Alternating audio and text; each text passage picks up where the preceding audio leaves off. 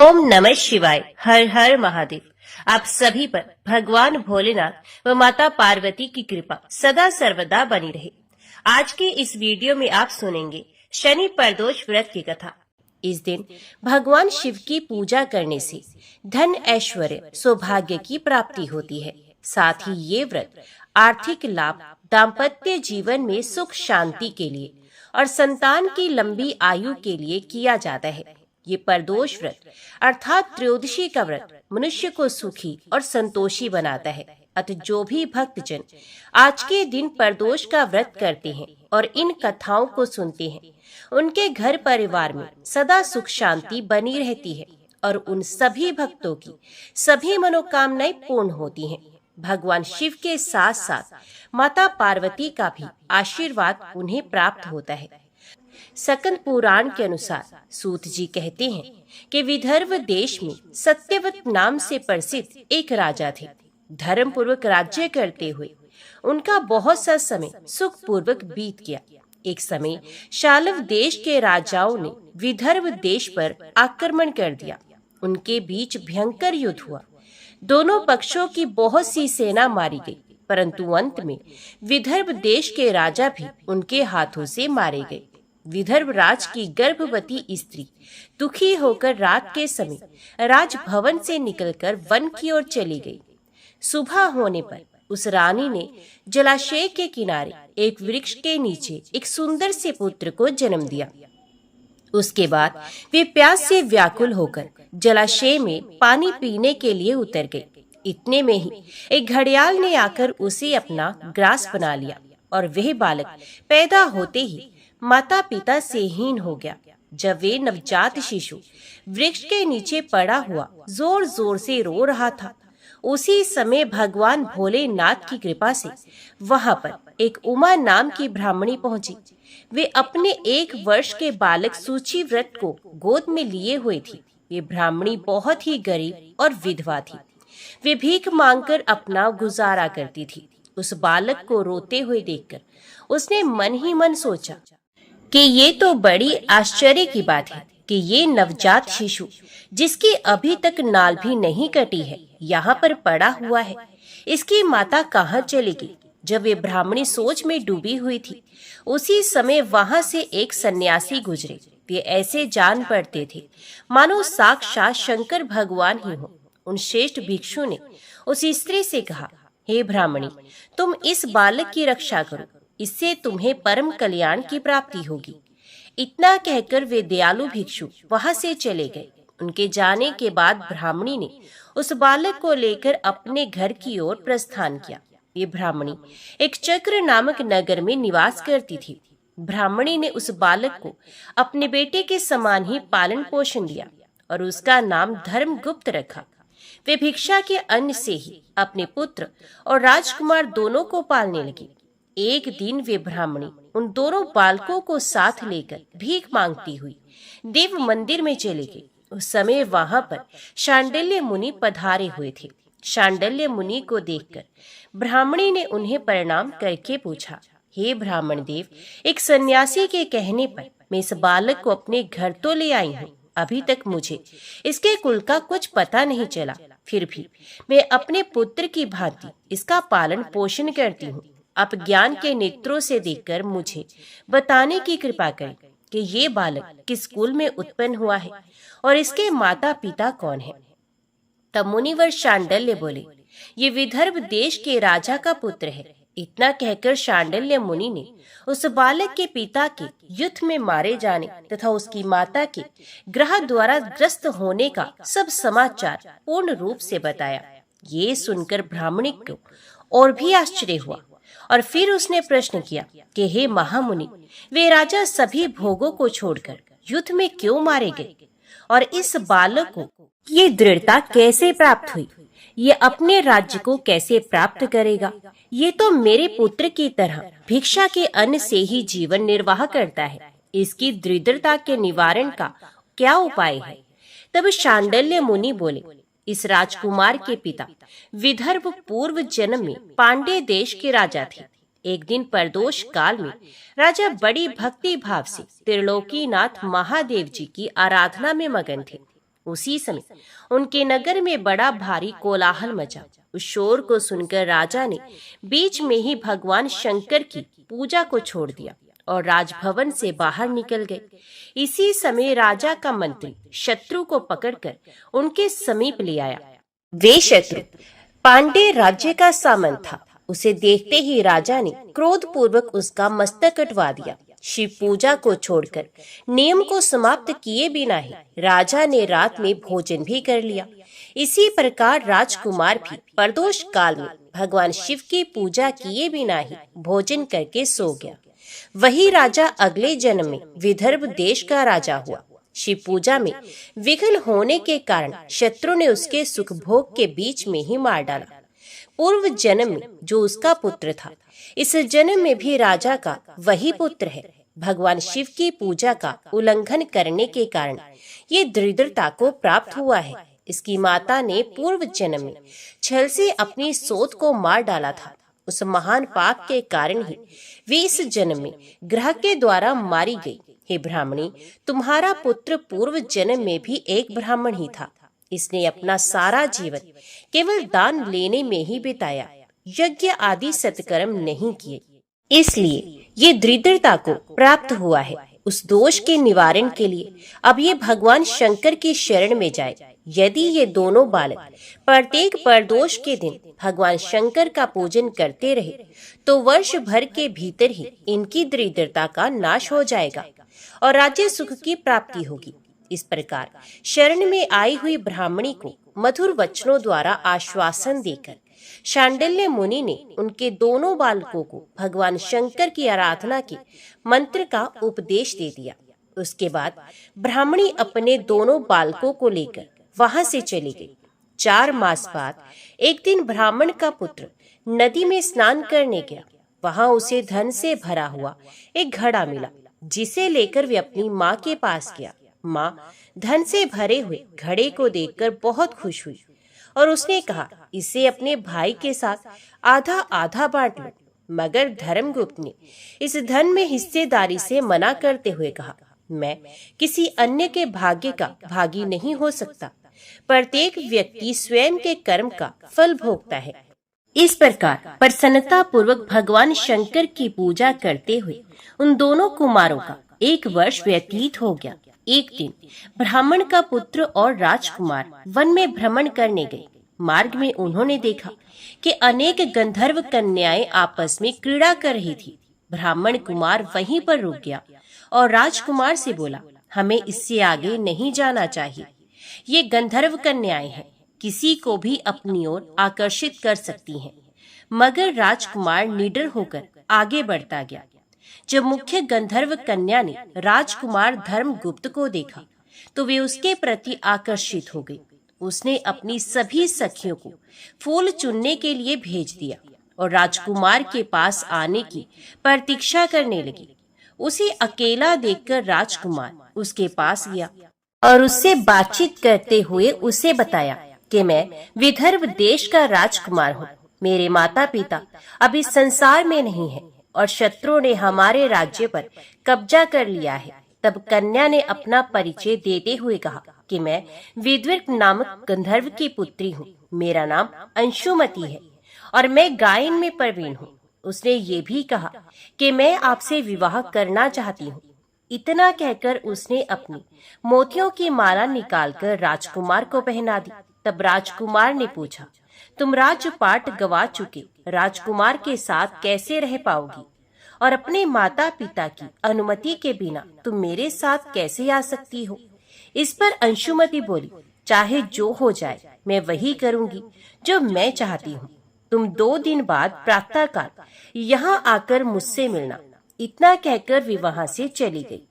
राजकुमार ने वापस आकर ब्राह्मणी और उसके पुत्र को सारी बातें बताई। वे दोनों बहुत खुश हुए। 2 दिन के बाद राजकुमार पुनः उसी वन में गया। उसने देखा कि अंशुमति अपने पिता के साथ उसकी प्रतीक्षा कर रही है। तब गंधर्व राज ने राजकुमार से कहा, मैं कैलाश पर्वत पर गया था। वहां भगवान शिव और माता पार्वती ने मुझे बुलाकर कहा कि धर्मगुप्त नामक राजकुमार राज्य से विहीन होकर भटक रहा है। जाओ और उसका राज्य पुनः प्राप्त करने में उसकी सहायता करो। मैं उनकी आज्ञा के अनुसार अपनी पुत्री अंशुमति का हाथ तुम्हारे हाथ में दे रहा हूँ और राज्य प्राप्त करने में मैं तुम्हारी सहायता करूँगा। मेरी पुत्री 10,000 वर्ष तक तुम्हारे साथ इस पृथ्वी पर रहेगी और जब तुम शिवलोक में जाओगी तब भी वे इसी काया में तुम्हारे साथ ही रहेगी। भगवान शिव के आदेश के अनुसार धर्मगुप्त और अंशुमति का विवाह हो गया। अंशुमति के पिता ने अपनी गंधर्व सेना भी राजकुमार को दे दी। सेना की सहायता से उसने अपने शत्रु को परास्त कर दिया और अपने पिता का खोया हुआ राज्य उन्हें प्राप्त कर लिया। अब राजकुमार धर्मगुप्त राजा बन गया। उसने अपने बुरे दिनों में उसे पालने वाली गरीब ब्राह्मणी को राजमाता का दर्जा दिया और सचिव्रत को अपना छोटा भाई मान लिया। इस प्रकार नियमित रूप से परदोष व्रत करने से ब्राह्मणी, उसके पुत्र सूचिव्रत और राजकुमार धर्मगुप्त को धन धान्य तथा सुख संपत्ति की प्राप्ति हुई। सूजी कहते हैं, जो मनुष्य परदोष व्रत की इस पुण्य में महात्म्य को एकाग्रचित होकर सुनते हैं अथवा पढ़ते हैं, उन्हें 100 जन्मों तक कभी दरिद्रता नहीं होती और अंत में विज्ञान के ऐश्वर्य से युक्त होकर भगवान शंकर के परम धाम को प्राप्त होते हैं। तो सब प्रेम से बोलिए, भगवान शंकर की जय, माता पार्वती की जय। प्रिय भक्तजनों, अब आप सुनेंगे सभी दुखों को नष्ट करने वाली और सुख प्रदान करने वाली भगवान शिव की इस कथा को। एक नगर में भगवान शिव का एक भव्य मंदिर था, जहां हर वर्ष दूर दूर से भक्तजन शिव जी के दर्शन के लिए आते थे। उस समय प्रदोष का व्रत था। दूर दूर से भक्तजन गंगा जल लेकर भगवान को जल अभिषेक करने के लिए आए हुए थे। मंदिर का परिसर भक्तों की भीड़ से भरा हुआ था। तभी अचानक आकाश में बिजलियां चमकी और सोने का एक थाल उतरा। उसी के साथ एक भविष्यवाणी भी हुई कि जो कोई भगवान शंकर का सच्चा भक्त और प्रेमी होगा, उसी को ये थाल मिलेगा। प्रिय भक्तों, मंदिर के परिसर में उपस्थित सभी लोगों ने ये भविष्यवाणी सुनी। धीरे धीरे सभी इकट्ठा हो गए। जो लोग मंदिर की व्यवस्था देख रहे थे, उन्हें तो पूरा विश्वास था कि ये थाल हमें ही मिलेगा, इसलिए वे सबसे आगे आकर खड़े हो गए। सबसे पहले एक पंडित जी आए और बोले, देखिए भाइयों, मैं प्रतिदिन महादेव जी का अभिषेक करता हूँ, इसलिए मैं ही भोलेनाथ का सबसे निकटवर्ती प्रेमी और भक्त हूँ, इसलिए थाल मुझे मिलना चाहिए। इतना कहकर पंडित जी ने थाल उठाया। जैसे ही पंडित जी ने थाल उठाया, थाल पीतल का हो गया। अब देखिए, ये देखकर पंडित जी बड़े ही लज्जित हुए। उन्होंने थाल यथास्थान पर रख दिया और वहां से निकल गए। इसी प्रकार वहां उपस्थित सभी पंडितों ने खुद को आजमाया, लेकिन शायद उनमें से कोई भी सच्चा भक्त नहीं था। उन्हें भी थाल यथास्थान पर रखकर चले जाना पड़ा। इसके बाद उस नगर के राजा का आगमन हुआ।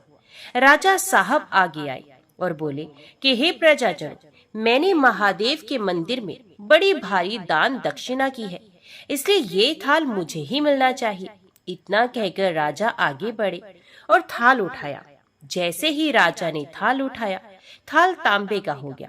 ये देखकर महाराज भी बड़े लज्जित हुए और थाल को यथास्थान पर रखकर एक तरफ खड़े हो गए।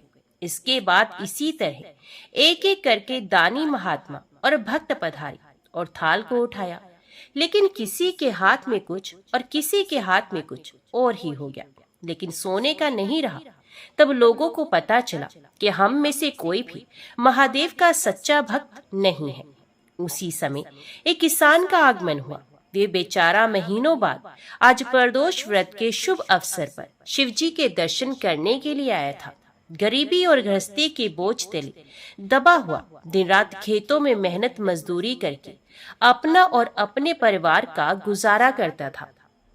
अभी रास्ते में आ ही रहा था कि कोई भिखारी मिल गया और कुछ खाने को मांगने लगा। इस किसान को दया आ गई। अपने खाने के लिए जो खाना लाया था, वे उसने उस भिखारी को दे दिया। थाल के बारे में इसने भी सुना था, लेकिन इसने उस ओर कोई ध्यान नहीं दिया। सीधा मंदिर में गया और महादेव का पूजन करके बाहर आ गया। परिक्रमा करके जाने को हुआ, तभी पीछे से एक व्यक्ति बोला, अरे ओ भाई, तुम भी ये थाल उठाकर देख लो, हो सकता है कि तुम ही वे सच्चे भक्त हो जिसके लिए ये थाल आया है। किसान को लगा कि वे व्यक्ति उसका मजाक बना रहा है, तो किसान ने हंसते हुए कहा, भाई मैं तो कभी पूजा पाठ नहीं करता, महीने में एक आध बार मंदिर आ जाता हूँ, मैं काहे का सच्चा भक्त। वे आदमी बोला, हम तो देख चुके हैं, हमारी भक्ति 2 कौड़ी की भी नहीं है। अब तुम भी अपना हाथ लगाकर देख लो, सोने का थाल मिले ना मिले, किंतु पता तो चल जाएगा कि तुम्हारी भक्ति में कितनी सच्चाई है। लोगों के बहुत ही आग्रह करने पर आखिर उस भोले भाले किसान ने जाकर थाल उठा लिया। तो जैसे ही उसने थाल उठाया, लोगों के आश्चर्य का ठिकाना न रहा। सोने का थाल रोशनी से चमकने लगा। ये देखकर सब लोगों में खुशियों की लहर दौड़ गई। सभी लोग उसके जयकारे लगाने लगे और पूछने लगे कि भाई तुम ही सच्चे भक्त हो, अब हमें भी बता दो कैसी भक्ति करते हो जिससे महादेव तुमसे इतने प्रसन्न है। तो किसान बोला, भाई मैं कोई भक्ति नहीं करता, मैं केवल दिन भर खेतों में काम करता हूँ और थोड़ा समय निकालकर जरूरतमंद लोगों की मदद करता हूँ। इसके अलावा भगवान भोलेनाथ का मन ही मन ध्यान कर लेता हूँ और कोई विशेष कार्य नहीं करता। लोग पूछने लगे, तुम लोगों की मदद क्यों करते हो? तो हंसते हुए किसान बोला, सुकून, दूसरों के चेहरे पर मुस्कान देखकर मुझे जो आनंद और खुशी होती है उसे मैं शब्दों में बयां नहीं कर सकता। शायद यही कारण है कि महादेव मुझसे खुश हैं। इसलिए हमेशा याद रखें, सत्कर्म का आनंद भी आनंद से होता है और अंत भी आनंददायक होता है। दुष्कर्म का आरंभ भी दुख से होता है और अंत भी दुखदायक होता है। आप सैकड़ों मील की यात्रा करके भी दूसरे का दिल दुखाते हैं तो आपकी वे तपस्या, साधना और महादेव का दर्शन धूल के बराबर है। तो एक बार प्रेम से बोलिए, हे भोलेनाथ, जैसे आपने उस किसान पर कृपा दृष्टि बरसाई, वैसे ही अपने सभी भक्तजनों का कल्याण करना, सबकी गरीबी, सबकी दरिद्रता दूर कर देना, उन्हें मोक्ष देना। हर हर महादेव। प्रिय भक्तजनों, आइए अब सुनते हैं असीम आनंद और सुख संपदा देने वाली इस कथा को। गंगा के घाट पर श्रद्धालुओं की बड़ी भारी भीड़ थी और उसी दिन भोलेनाथ जी माता पार्वती को साथ लेकर पृथ्वी पर भ्रमण के लिए निकले थे। वे अपनी प्रिय नगरी काशी की ओर प्रस्थान किए हुए थे। तभी आकाश से गुजरते समय माता पार्वती की नजर भीड़ की ओर पड़ी तो पार्वती जी ने इतनी ज्यादा भीड़ का कारण शिवजी से पूछा। शिवजी ने बताया, देवी, आज से वैशाख माह स्नान का पर्व आरंभ हो चुका है। इस वैशाख माह में स्नान करने वाले लोग स्वर्ग को जाते हैं। उसी लाभ के लिए इतने सारे श्रद्धालुओं की भीड़ जमा हुई है। प्रिय भक्तजनों, पार्वती जी का भीड़ को देखकर कौतूहल तो शांत हो गया, लेकिन उनके मन में एक सवाल भी आया। तब उन्होंने भोलेनाथ जी से पूछा, हे भगवान, हे भोलेनाथ, गंगा स्नान करने वाले ये सारे लोग स्वर्ग चले गए तो क्या होगा? स्वर्ग में इतना स्थान कहाँ है? प्रभु, फिर लाखों वर्षों से लाखों लोग इस तरह गंगा स्नान करके स्वर्ग पहुँच रहे हैं, तो वे लोग कहाँ हैं और स्वर्ग में उन्हें कहाँ स्थान मिला है? देवी भगवती के इस सवाल पर भोलेनाथ जी ने कहा, हे देवी, शरीर को गीला करना एक बात है, लेकिन स्वर्ग प्राप्ति के लिए तो मन की मलिनता को धोना बहुत ही आवश्यक है। तब माता पार्वती जी ने पूछा कि ये कैसे पता चलेगा कि प्रभु के किसने शरीर धोया और किसने मन को पवित्र किया है? तब शिव जी ने बताया, हे पार्वती, ये उनके कर्मों से समझा जाता है। प्रिय भक्तजनों, पार्वती जी की शंका अब भी नहीं मिटी। तब शिव जी ने अपनी प्यारी पत्नी पार्वती जी के मन में चले सारे सवालों के समाधान के लिए उन्हें कहा, हे देवी, चलो मैं तुम्हें सारी बात एक प्रत्यक्ष उदाहरण के माध्यम से समझाने का प्रयत्न करता हूँ, लेकिन इसके लिए हमें एक नाटक करना होगा। तब क्या था, शिवजी तुरंत ही एक कौड़ी का रूप लेकर प्रकट हो गए और रास्ते में लेट गए और माता पार्वती को कहते हैं, हे देवी, आप एक अत्यंत ही सुंदरी का रूप धारण कर लीजिए।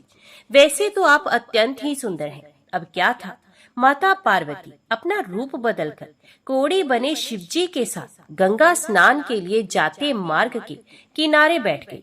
गंगा स्नान करने वाले लोगों की भीड़ उन्हें देखने के लिए वहीं रुकती किंतु ऐसे अलौकिक सुंदरी के साथ ऐसे कुरूप कोढ़ी को देखकर सभी आश्चर्य में पड़ जाते। उनके जोड़ी को देखकर सभी हैरान भी हो रहे थे। कौतूहल में सभी इस बेमेल जोड़ी के बारे में पूछताछ करते रहे, आपस में कानाफूसी करते रहे। माता पार्वती जी शिवजी के द्वारा रटा हुआ विवरण उन्हें सुनाती रहती। देवी पार्वती सभी को यही बताती, ये कोढ़ी मेरा पति है। गंगा स्नान की इच्छा से हम यहाँ आए थे। गरीबी के कारण इन्हें कंधे पर रखकर लाई हूँ। बहुत थक जाने के कारण थोड़े विश्राम के लिए हम यहाँ बैठे हैं। प्रिय भक्तों, रास्ते में आते जाते कई लोग तो देवी पार्वती को देखकर उन्हें अपने पति को छोड़कर अपने साथ चलने की बात कहते। अब उनकी बातें सुनकर माता पार्वती को बहुत क्रोध आता, लेकिन शिवजी ने उन्हें शांत रहने का वचन जो ले लिया था, इस कारण माता पार्वती को न चाहते हुए भी शांत रहना पड़ा। माता पार्वती तो ये सब बातें सुनकर ये सोच रही थी कि भला ऐसे भी लोग गंगा स्नान के लिए आते हैं, ये स्वर्ग जाने की कामना रखते हैं। ऐसे लोग जो किसी दूसरी स्त्री पर नजर गड़ाए रखते हैं, क्या वे स्वर्ग के अधिकारी हैं? माता पार्वती के चेहरे की निराशा देखने ही लायक थी। भोलेनाथ और माता पार्वती का ये क्रम शाम तक चलता रहा। तभी एक सज्जन पुरुष वहां पर आए और उन्होंने पूछा, हे देवी, आप यहाँ पर क्यों बैठी हैं? ये कौन है और इस तरह असहाय पड़े हुए? माता पार्वती ने कहा, ये मेरे पति हैं। हम लोग गंगा स्नान के लिए आए हैं और हम यहाँ पर बैठकर विश्राम कर रहे हैं। विश्राम करने के बाद हम गंगा स्नान करेंगे। प्रिय भक्तों, इस तरह पार्वती जी ने रटा रटाया विवरण उन्हें भी सुना दिया। ये सुनकर उस सज्जन पुरुष के आंखों में आंसू भर आए। उन्होंने सहायता का प्रस्ताव दिया और कोढ़ी को कंधे पर लादकर गंगा तट पर जा पहुंचा।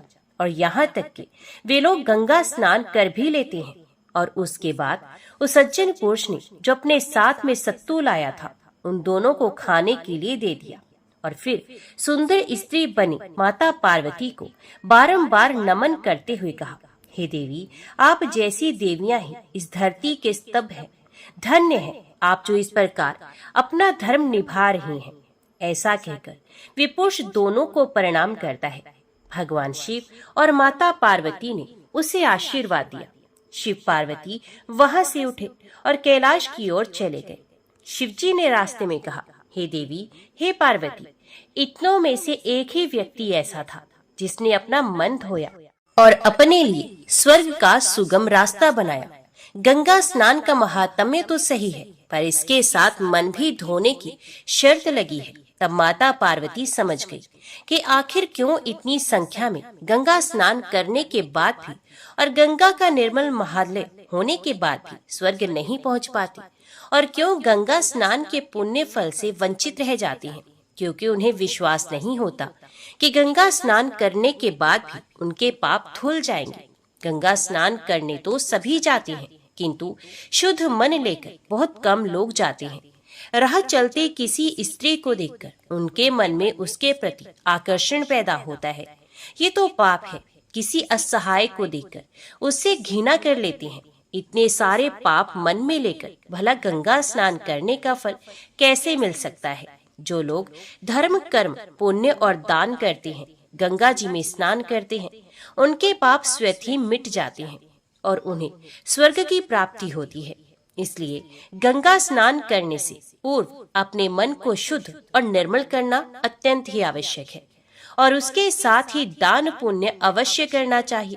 फिर तो गंगा स्नान करने के बाद उसके लिए स्वर्ग के दरबार खुल जाते हैं। तो सब प्रेम से बोलिए, हर हर गंगे पार्वती पते हर हर महादेव। प्रिय भक्तजनों, अब आप सुनिए माता लक्ष्मी और भगवान शिव की बड़ी ही दुर्लभ कथा। एक बार नारद जी ने भोलेनाथ जी की स्तुति करके ये पूछा कि हे प्रभु, आपको प्रसन्न करने के लिए सबसे उत्तम और सुलभ साधन क्या है? हे त्रिलोकीनाथ, आप तो निर्विकार और निष्काम हैं, आप सहज ही प्रसन्न हो जाते हैं। फिर भी मेरी जानने की तीव्र इच्छा है कि आपको क्या प्रिय है। तो भगवान शिव जी बोले, नारद जी, वैसे तो मुझे भक्त के भाव सबसे ज्यादा प्रिय हैं, फिर भी आपने पूछा है तो मैं बताता हूँ। मुझे जल के साथ साथ बिलपत्र बहुत प्रिय है। जो अखंड बेलपत्र मुझे श्रद्धा से अर्पित करते हैं, मैं उन्हें अपने लोक में स्थान देता हूँ। अब देखिए, नारद जी भगवान शंकर और माता पार्वती की वंदना करके अपने लोक को चले गए। उनके जाने के बाद माता पार्वती जी ने शिव जी से फिर पूछा, हे प्रभु, मेरी ये जानने की बड़ी उत्कृष्ट इच्छा हो रही है कि आपको बेलपत्र इतना प्रिय क्यों है। कृपा करके मेरी इस जिज्ञासा को शांत करें। तो शिव जी बोले, हे शिव, बेलपत्र के पत्ते मेरी जटा के समान है। उसका त्रिपत्र यानी 3 पत्ते ऋग्वेद, यजुर्वेद, सामवेद हैं। शाखाएं समस्त शास्त्र का स्वरूप है। बेलपत्र को आप पृथ्वी का कल्प वृक्ष समझ सकते हैं, जो ब्रह्मा, विष्णु, शिव रूपी है। हे पार्वती, स्वयं महालक्ष्मी जी ने शैल पर्वत पर बेलपत्र के रूप में जन्म लिया था। इस कारण भी बेल का वृक्ष मुझे अत्यंत प्रिय है। महालक्ष्मी ने बिल्व का रूप धरा, ये सुनकर माता पार्वती कौतूहल में पड़ गई। माता पार्वती जी कौतूहल से उपजी जिज्ञासा को रोक न पाए। उन्होंने पूछा, देवी लक्ष्मी ने आखिर बेल वृक्ष का रूप क्यों लिया? हे प्रभु, आप ये कथा विस्तार से कहिए। तब भोलेनाथ जी ने देवी पार्वती को कथा सुनाना शुरू किया। हे देवी, सतयुग में ज्योति रूप में मेरे अंश का रामेश्वर लिंग था। ब्रह्मा आदि देवों ने उसका विधिवत पूजन अर्चन किया था। इसका परिणाम ये हुआ कि मेरे अनुग्रह से वाणी देवी सबसे प्रिय हो गई। वे भगवान विष्णु को सतत प्रिय हो गई। मेरे प्रभाव से भगवान केशव के मन में वांग देवी के लिए जितनी प्रीति उपजी, वे स्वयं लक्ष्मी जी को ना भाई। लक्ष्मी देवी का श्री हरि के प्रति मन में कुछ दुराव पैदा हो गया। वे चिंतित और रुष्ट होकर चुपचाप परम उत्तम श्री शैल पर्वत पर चले गए। वहां उन्होंने तप करने का निर्णय लिया और उत्तम स्थान का चयन करने लगी। देवी लक्ष्मी ने उत्तम स्थान निश्चित करके मेरे लिंग विग्रह की उग्र तपस्या आरंभ कर दी।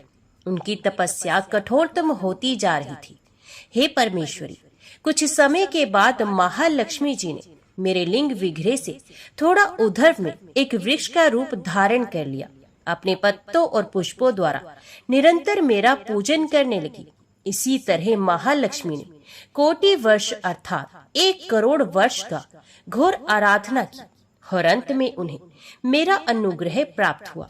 मैं वहां प्रकट हुआ और देवी से इस घोर तप की आकांक्षा पूछकर वरदान देने को तैयार हुआ। देवी लक्ष्मी ने मांगा कि श्री हरि के हृदय में मेरे प्रभाव से वांग देवी के लिए जो स्नेह उत्पन्न हुआ है वे समाप्त हो जाए। प्रिय भक्तजनों, अब शिव जी ने कहा कि हे पार्वती, मैंने महालक्ष्मी को बहुत समझाया कि श्री हरि के हृदय में आपके अतिरिक्त किसी और के लिए कोई प्रेम नहीं। वांग देवी के प्रति उनका प्रेम नहीं अपितु श्रद्धा है। तो ये सुनकर श्री लक्ष्मी जी प्रसन्न हो गई और पुनः श्री हरि के हृदय में स्थित होकर निरंतर उनके साथ विहार करने लगी। हे पार्वती, महालक्ष्मी के हृदय का एक बड़ा विकार इस प्रकार दूर हुआ।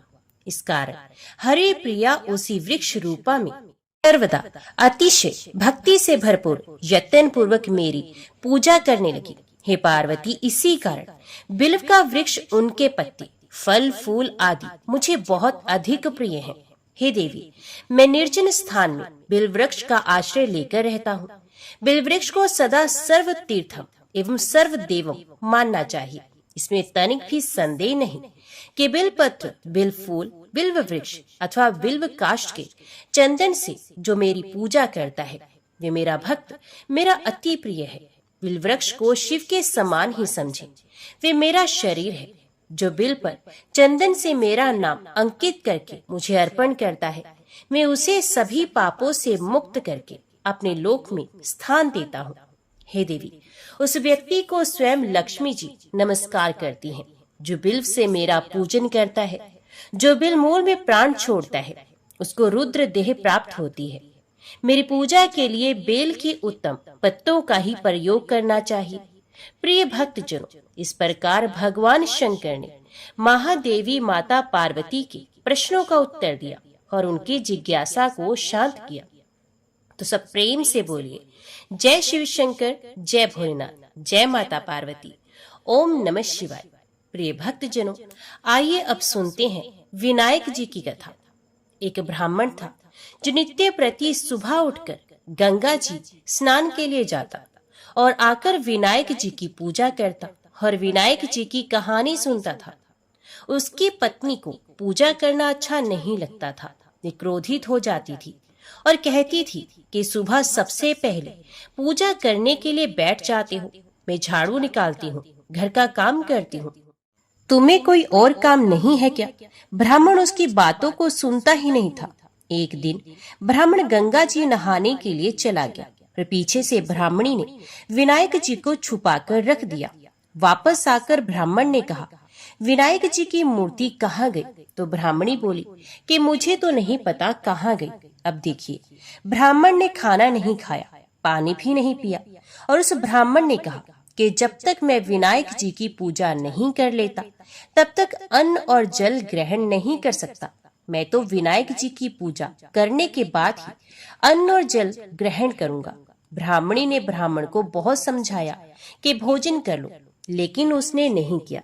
अब क्या था, दोनों को लड़ते झगड़ते देखकर विनायक जी की मूर्ति हंसने लगी। तब ब्राह्मणी गुस्से में आकर बोली कि मूर्ति वहां रखी है। इसके बाद ब्राह्मण ने विनायक जी की पूजा अर्चना की। तब अचानक ही विनायक जी की मूर्ति बोल उठी, हे ब्राह्मण देव, तुझे मेरी सेवा करते हुए बहुत दिन हो गए हैं, कुछ मांग, मैं तुझे कुछ देना चाहता हूँ। तो ब्राह्मण बोला, अन्न मांगू, धन मांगू, जितना दुनिया में सुख है सब मांगू। तब विनायक जी ने सारा सुख, धन, अन्न सब ब्राह्मण को दे दिया। ब्राह्मण मूर्ति को मंदिर में रखकर पूजा अर्चना करने लगा और ब्राह्मणी को इतना धन मिलने से उसकी पूजा करने की श्रद्धा जाग उठी। वे भी ब्राह्मण को बोलकर मूर्ति घर में रखवा दी और खूब प्रेम से पूजा करने लगी। हे विनायक जी महाराज, जैसा ब्राह्मण को सुख दिया वैसा सबको देना। विनायक जी की कहानी कहने वाले को, कहानी को सुनने वाले को और हुंकार भरने वाले को और पूरे परिवार को देना। तो बोलो, गणेश जी महाराज जी की जय, विनायक जी महाराज जी की जय। ओम नमः शिवाय। प्रिय भक्तजनों, अब सुनते हैं विनायक जी की दूसरी कथा। 2 देवरानी और जेठानी थी। देवरानी के पास बहुत धन था, लेकिन जेठानी गरीब थी। जेठानी गणेश जी की बहुत आराधना करती थी। अपनी देवरानी के घर आटा पीसने जाती थी। जिस कपड़े से वे आटा छानती थी, उसी कपड़े को घर ले आकर पानी में घोलकर उसे पकाकर अपने पति को खाने को देती थी। बेचारी के पास तो कुछ भी नहीं था और अपना पेट पालने के लिए कुछ तो जतन करना ही होता है। एक दिन देवरानी के लड़के ने देख लिया और अपनी माँ से बोला, माँ, ताई यहाँ से आटे का कपड़ा लेकर जाती है और ताई जी को घोल कर पिला देती है। देवरानी सारी बात सुनकर बहुत गुस्सा हुई और जेठानी से बोली कि मेरे घर में आटा छानने के बाद कपड़ा यहीं रखकर हाथ धोकर जाया करो।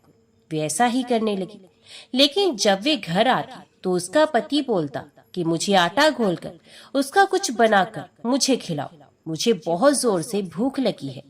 जेठानी ने बोला कि आज उसने आटा छानने का कपड़ा रख दिया है। तब उसका पति गुस्से में आकर उसको मारने लगा। उस रात वे गणेश जी करती हुई सो गई। गणेश जी आए और उन्होंने पूछा कि कौन रो रहा है। उसने बोला कि मैं हूँ, रोज मैं देवरानी के घर से आटा छानने का कपड़ा लेकर आती हूँ, उसे खोलकर पति को पिलाती हूँ। लेकिन आज मेरा पति भूखे पेट था, उसे भूख लगी थी, उसे कुछ खाने को नहीं मिला। देवरानी ने मुझे कपड़ा लाने को नहीं दिया, अपने पति को कुछ भी खिला पिला नहीं सकी, इसलिए उसने मुझे खूब मारा। प्रिय भक्तजनों, अब गणेश जी की लीला देखिए। गणेश जी ने कहा, मैं घर घर से तिलकुट खाकर आया हूँ, मुझे शौच जाना है, कहाँ जाऊँ? तो उसने कहा, महाराज बहुत जगह पड़ी है, कहीं भी चले जाइए। अब क्या था, गणेश जी उसी के घर में शौच करके वहां से चले गए। थोड़ी देर के बाद जब उसने उठकर देखा तो सारा घर हीरो से जगमगा रहा था। ये धन को इकट्ठा करने लगी तो देवरानी के घर जाने में थोड़ी देर हो गई। देवरानी ने लड़के को भेजा कि देखकर आओ, आज ताई क्यों नहीं आई। लड़के ने जाकर देखा कि ताई के घर में तो बहुत सारा धन है, उसने जल्दी से जाकर अपनी माता को बताया। देवरानी दौड़ी दौड़ी आई और पूछा, तेरे यहाँ इतना धन कहाँ से आया? तो जेठानी ने सारी बात बता दी। इतना सुनकर देवरानी घर पर गई और अपने पति से बोली कि मुझे भी लकड़ी से मारो। देवरानी के पति ने उसे लकड़ी से खूब मारा और पूछा, तू इतना धन की भूखी क्यों मार खाती है?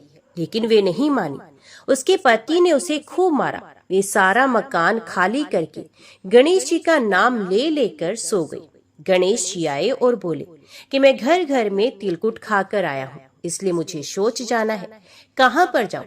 तब वे बोली, महाराज मेरे तो बहुत बड़ा मकान है, कहीं पर भी चले जाइए। अब क्या था, गणेश जी सोच करके वहां से अंतर ध्यान हो गए। थोड़ी देर के बाद वे उठकर देखे तो उसने देखा कि घर में बहुत सारा कूड़ा कचरा रखा हुआ है। ये देखकर वे गणेश जी से बोले, हे महाराज आपने तो मेरे साथ कपट किया है। जेठानी को तो इतना सारा धन दे दिया और मुझे कूड़ा करकट। गणेश जी फिर वहां आए और बोले, तो धन की भूखी मार खाई और वे धर्म की भूखी थी। देवरानी बोली, महाराज ये सब कूड़ा कचरा समेट लो, मुझे तो धन नहीं चाहिए। तब गणेश जी ने कहा, तेरे पास जितना भी धन है उससे में से आधा जेठानी को दे दे, तब ये कूड़ा कचरा समेट लूंगा। तो देवरानी ने जब अपने धन में से आधा धन जेठानी को दिया तो गणेश जी ने अपनी माया को समेट लिया। हे गजानन महाराज, जो आपने देवरानी को दिया वैसा किसी को मत देना, जो जेठानी को दिया वैसा सबको देना। विनायक जी की कहानी कहने वालों को, विनायक जी की कहानी सुनने वाले को, हुंकार भरने वाले को और पूरे परिवार को देना। तो सब प्रेम से बोलो, गणेश जी महाराज जी की जय। ओम नमः शिवाय। हर हर महादेव। अभी सुनिए शिव चालीसा का हिंदी अनुवाद। हे गिरजा पुत्र भगवान श्री गणेश आपकी जय हो। आप मंगलकारी हैं, विद्वता के दाता हैं। अयोध्या दास की प्रार्थना, हे प्रभु कि आप ऐसा वरदान दें जिससे सारे भय समाप्त हो जाए। हे गिरजापति, हे दीनहीन पर दया बरसाने वाले भगवान शिव आपकी जय हो। आप सदा संतों के प्रतिपालक रहे हैं। आपके मस्तक पर छोटा सा चंद्रमा शोभायमान है। आपने कानों में नागफनी के कुंडल डाल रखे हैं। आपकी जटाओं में से ही गंगा बहती है। आपके गले में मुंडमाल है। बाघ की खाल के वस्त्र भी आपके तन पर जच रहे हैं। आपकी छवि को देखकर नाग भी आकर्षित होते हैं। माता मैनावती की दुलारी अर्थात माता पार्वती जी आपके बाएं अंग में है। उनकी छवि भी अलग से मन को हर्षित करती है। तात्पर्य है कि आपकी पत्नी के रूप में माता पार्वती भी पूजनीय है। आपके हाथों में त्रिशूल आपकी छवि को और भी आकर्षक बनाता है। आपने हमेशा शत्रुओं का नाश किया है। आपके सानिध्य में नंदी व गणेश सागर के बीच खिले कमल के समान दिखाई देते हैं। कार्तिकेय व अन्य गणों की उपस्थिति से आपकी छवि ऐसी बनती है जिसका वर्णन कोई नहीं कर सकता। हे भगवान, देवताओं ने जब भी आपको पुकारा है तुरंत आपने उनके दुखों का निवारण किया है। तारक जैसे राक्षस के उत्पात से परेशान देवताओं ने जब आपकी शरण ली, आपकी गुहार लगाई, हे प्रभु आपने तुरंत तारकासुर को मारने के लिए षडानन को भेजा। आपने ही जलंधर नामक असुर का संहार किया। आपने कल्याणकारी यश को पूरा संसार जानता है। हे शिव शंकर, हे भोलेनाथ, आपने ही त्रिपुरासुर के साथ युद्ध कर उनका संहार किया तो सब पर अपनी कृपा बरसाई। हे भगवान भगीरथ के तब से प्रसन्न होकर उनके पूर्वजों की आत्मा को शांति दिलाने की उनकी प्रतिज्ञा को आपने पूरा किया। हे प्रभु, आपके समान दानी और कोई नहीं है। सेवक आपकी सदा से प्रार्थना करते आए हैं। हे प्रभु, आपका भेद सिर्फ आप ही जानते हैं, क्योंकि आप अनादि काल से विद्यमान हैं। आपके बारे में वर्णन नहीं किया जा सकता। आप अकथ्य हैं। आपकी महिमा का गान करने में तो वेद भी समर्थ नहीं है। हे प्रभु, जब क्षीर सागर के मंथन में विष से भरा घड़ा निकला तो समस्त देवता व दैत्य भय से कांपने लगे। आपने ही सब पर मेहर बरसाते हुए इस विष को अपने कंठ में धारण किया, जिससे आपका नाम नीलकंठ हुआ। हे नीलकंठ, आपकी पूजा करके ही भगवान श्री रामचंद्र लंका को जीतकर उसे विभीषण को सौंपने में कामयाब हुए। इतना ही नहीं, जब श्री राम माँ शक्ति की पूजा कर रहे थे और सेवा में कमल अर्पण कर रहे थे, तो आपके इशारे पर ही देवी ने उनकी परीक्षा लेते हुए एक कमल को छुपा लिया था। अपनी पूजा को पूरा करने के लिए भगवान राम ने कमल की जगह अपनी आंख से पूजा संपन्न करने की ठानी। तब आप प्रसन्न हुए और उन्हें इच्छित वरदान प्रदान किया। हे अनंत एवं नष्ट ना होने वाले अविनाशी भगवान भोलेनाथ, सब पर कृपा करने वाले, सबके घट में वास करने वाले शिव शंभु, आपकी जय हो। हे प्रभु, काम, क्रोध, मोह, लोभ, अहंकार जैसे तमाम दुष्ट मुझे सताते रहते हैं। इन्होंने मुझे भ्रम में डाल दिया है, जिससे मुझे शांति नहीं मिल पाती। हे स्वामी, इस विनाशकारी स्थिति से मुझे उभार लो।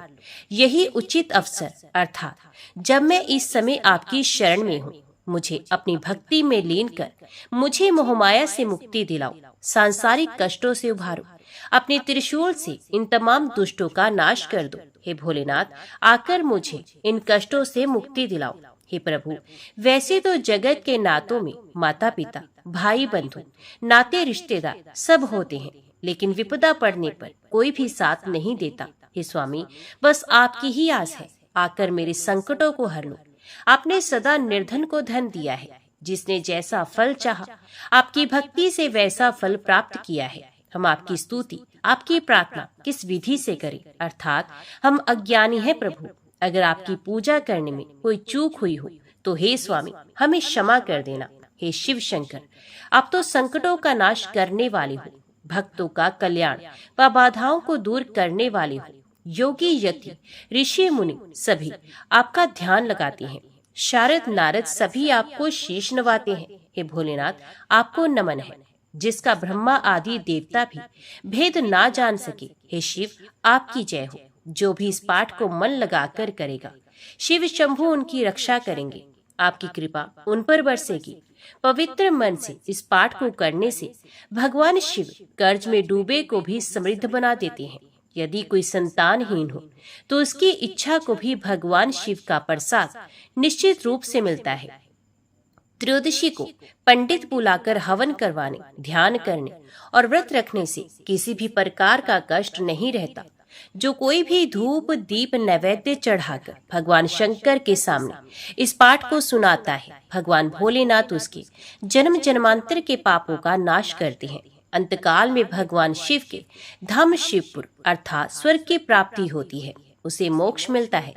अयोध्या दास को प्रभु आपकी आस है, आप तो सबको जानते हैं, इसलिए हमारे सारे दुख दूर करो भगवान। हर रोज नियम से उठकर प्रातः काल में इस चालीसा का पाठ करें और भगवान भोलेनाथ जो इस जगत के ईश्वर हैं, उनसे अपनी मनोकामना पूरी करने की प्रार्थना करें। सब प्रेम से बोलो, शंकर भगवान की जय, माता पार्वती की जय।